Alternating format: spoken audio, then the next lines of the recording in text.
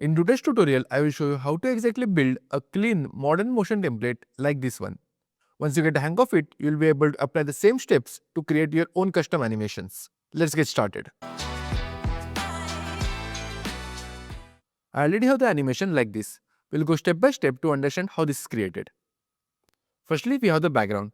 For that, if I solo the layer, you can see the only effect which I have added is the CC power pin. So going over here at the start, we'll create a new layer.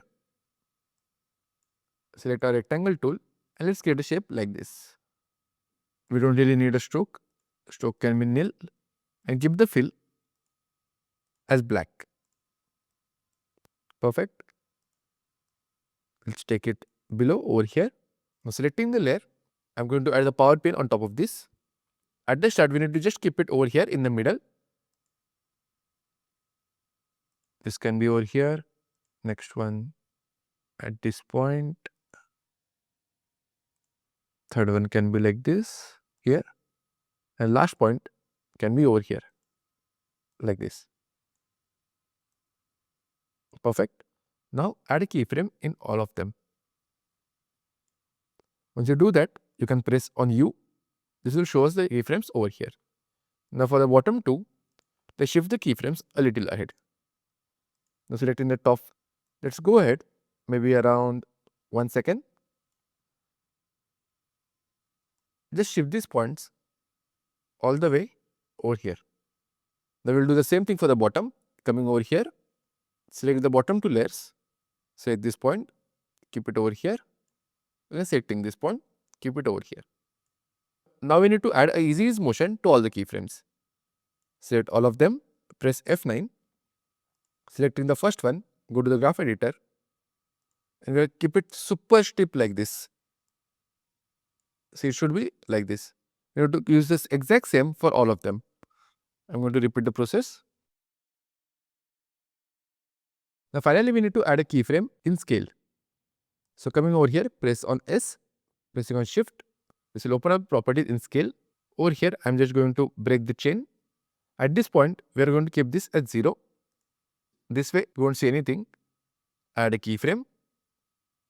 Then around this point, add another keyframe and make this as 100.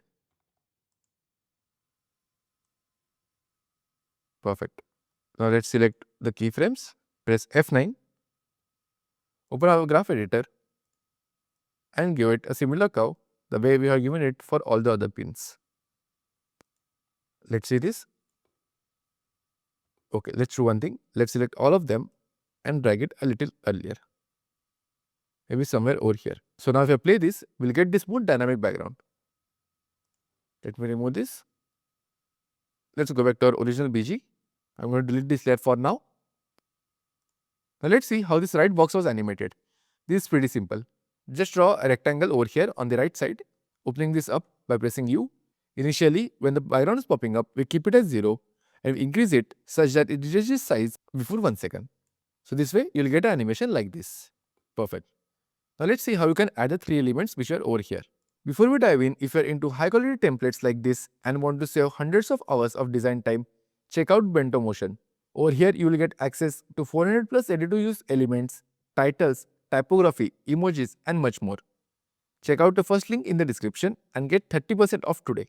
Now let's see how to build a cylinder. For this, let's go in the pre-comp.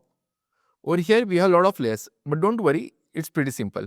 I'll show you how you can do it for one of the elements. You can repeat the exact same process for the other 2 elements. Let's see how we did it for the middle one. Let's select our layer 10 and solo it. Pressing on U, I want to show you that initially, we have just added a keyframe in the size. Over here, you have selected a normal rectangle, a rectangle like this. Change the fill. Now, going inside the rectangle, over here, in the rectangle path, in the roundness, you can just increase the roundness. See, that way you will get a similar shape like this. I'm just going to delete it for now.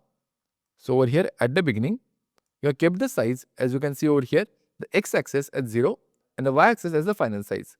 Now as it is becoming bigger, we have increased it to the size which we want. Again, as you can see over here, later on it is coming up. That is because we have linked it to a null layer. So if I scroll up, you can see all the 3 shapes, which is the circle, this layer and the bottom layer, are connected individually to null null 2 and null 3 respectively. So this one, as you can see over here, is connected to null 2. So coming over here, if I open this up by pressing U, we have added a simple keyframe in position and rotation. So now if I play this, it is coming to a smooth rest over here. The reason being, if you select this and go to graph editor, you have smooth graph where the speed is super fast at the start and ends in a smooth motion like this.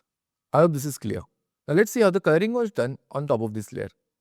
Now all the other layers which you see over here, which are connected to this layer, shape 20 layer. So if I select our shape layer 11, see a color has popped up. So each of these layers which you see over here are made up of 3 elements. Firstly, we have fill mask. So let's do one thing. So it's a normal shape like this. On top of this, we have added a fastbox blur to blur it so that it will merge smoothly with our main color. And later on, we'll need to add a set matte on top of it. Once you add the set matte, we have to link the set matte to this layer. We have to link the set matte to this layer so that only the color which comes on top of this layer is visible. The other remaining part becomes invisible. So like I will show you. Over here in this case, if you click on invert matte, this color will become invisible and we can only see the remaining part.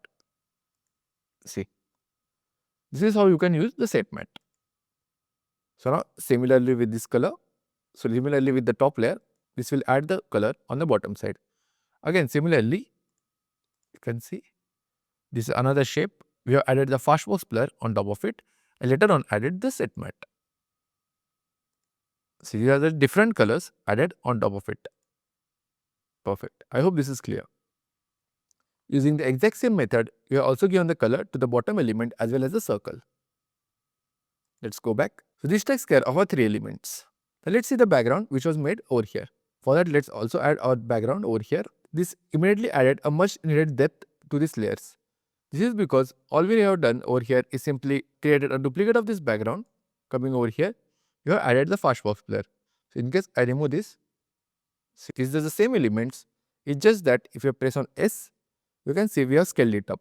We scaled it up to this size and later on added a fastbox blur on top of it such that it completely blurs and give us the much needed background. And lastly, to complete the animation, we have added a text. So I click here.